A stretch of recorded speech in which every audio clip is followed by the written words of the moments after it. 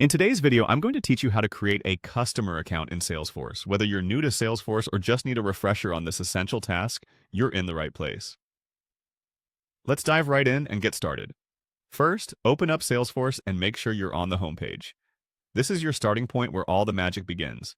From there, you'll want to locate the app launcher at the top of your screen. It looks like a grid of 9 dots. Go ahead and click on it.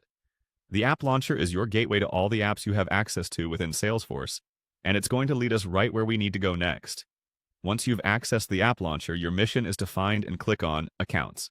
This will bring you to the account management area where you can view and manage all existing accounts. But today, we're going to focus on creating a new one. So, on this page, you'll see a New button. It's typically found at the top right corner. Go ahead and click that to begin the process of creating a new customer account. Now you're in the New Account Creation screen. And the first thing you'll want to do is input your account name. This could be the name of the business or customer you're adding. It's crucial to ensure this is accurate for your records, so take your time in entering the correct information. Next, find the section labeled Type. Here, you'll need to select the type of account you're creating. In this context, since we're focusing on creating a customer account, you'll want to click on Customer. This helps you categorize your account appropriately for reporting and management purposes. Next up, input the customer's phone number. This is an essential piece of information as it enables easy communication with your customer. Then move on to select the billing country. It's important to choose the right country as it helps in processing any financial transactions accurately.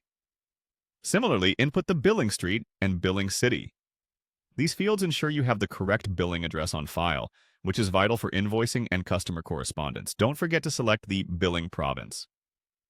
This is a required field that helps narrow down the exact location within a country. Once your billing details are entered, move on to the shipping country. This can be particularly important if the shipping address differs from the billing address. Enter the shipping street, shipping city, and shipping province, just as you did for the billing address. Finally, don't forget to input the shipping postal code. This detail is critical for ensuring any physical goods are delivered to the correct destination. At this point, you've successfully entered all the necessary details to create a customer account. So, check over your information to ensure everything is correct, and then hit the Save button. By saving, you've now added a new customer account to Salesforce. Congratulations!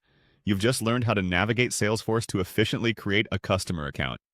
Keep practicing this process to get even more comfortable with it. Thanks for tuning in, and I'll see you in the next video.